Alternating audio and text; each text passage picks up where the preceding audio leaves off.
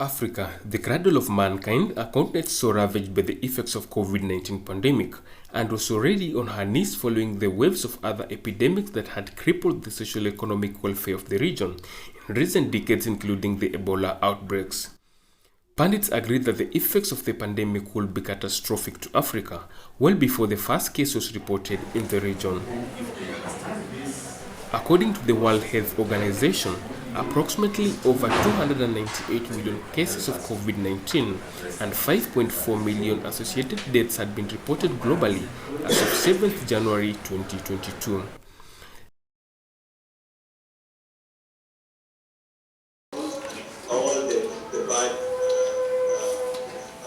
7.5 million cases and 157,000 deaths have been reported in Africa, which is much lower than what experts had predicted.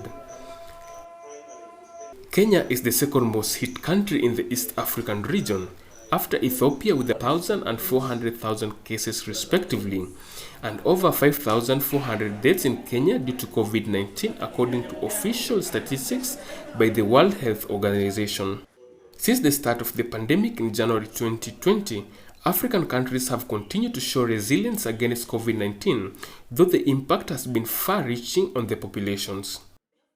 The fight against COVID-19 has not been an easy one for Kenya, with many lessons learned as the pandemic evolves. These pharmacies that are selling Countries have continued to show resilience against COVID-19, though the impact has been far-reaching on the populations. Apparent inequalities have been witnessed in terms of access to COVID-19 testing, treatment and vaccination across the nation.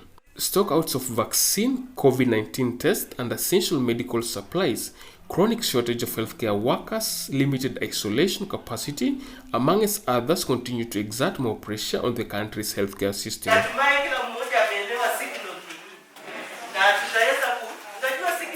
To mitigate the devastating effects of COVID-19, Kenya has been working closely with her strategic partners at both the national and county governments in strengthening her resilience as the pandemic rages on. I'd like to thank our partners through the Betsi Kenya link. This is a discussion that we started some years ago. One such partner is the Betsi Kenya Health Link between Busia County in Western Kenya and Betsi Cardwell University Health Board in Wales. Through the partnership, 68 healthcare workers have so far been trained and supported to undertake surveillance activities in their respective communities in liaison with the public health authorities in Busia County. The partnership is funded by the Welsh government's Wales African Grant Scheme. There is no doubt that such an initiative will significantly boost the county's efforts in keeping the virus at bay and protect. Currently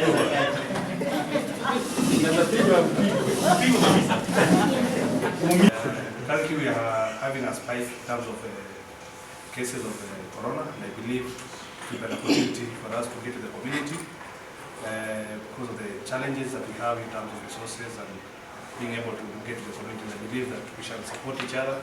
We are so privileged as a county to be among the pilot counties in Kenya undertaking community-based surveillance activities.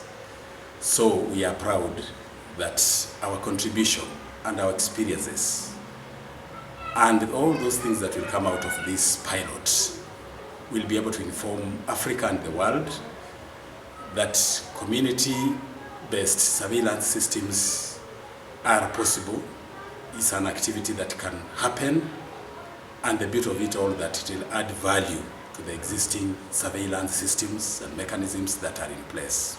Speaking during the launch of the initiative was Dr. David Mukabi, the Director of Health Busia County, who lauded Betsi Kenya Health Link. What we are required to do is to ensure that we are also moving with the trends, especially in terms of our preparedness to be able to deal with whatever comes. The training initiative involved different groups of healthcare workers involved in the public health surveillance from the community to the county level. The training initiative involved different groups of healthcare workers involved in the public health surveillance from the community to the county level. I'm reporting from Butula sub-county,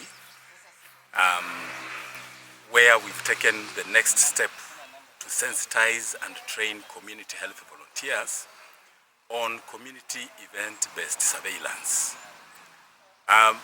Yesterday we had the opportunity to sensitize sub-county coordinators and field supervisors.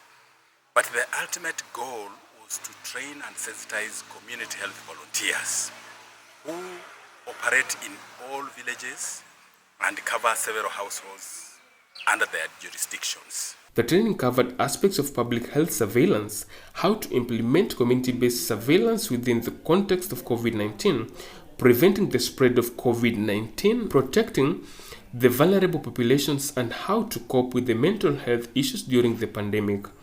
The training was rigorous as testified by the community healthcare professionals, who showed dedication in gaining skills to enhance their surveillance activities. Considering the ongoing threat of coronavirus, partly orchestrated by a high volume of international travel across the Kenya-Uganda border, this initiative will strengthen Busia County's capacity to mitigate the effects of the pandemic. We have been challenged with this COVID pandemic. At the moment, we have 5,881 cases, which has been confirmed of COVID-19. And Busia is very unique in its own. And we are having two borders, that is both Malaba and the Busia town here. All these are gateway to East Africa, but through Uganda. In the long run, the vulnerable members of the society will be protected from the reeling effects of COVID-19.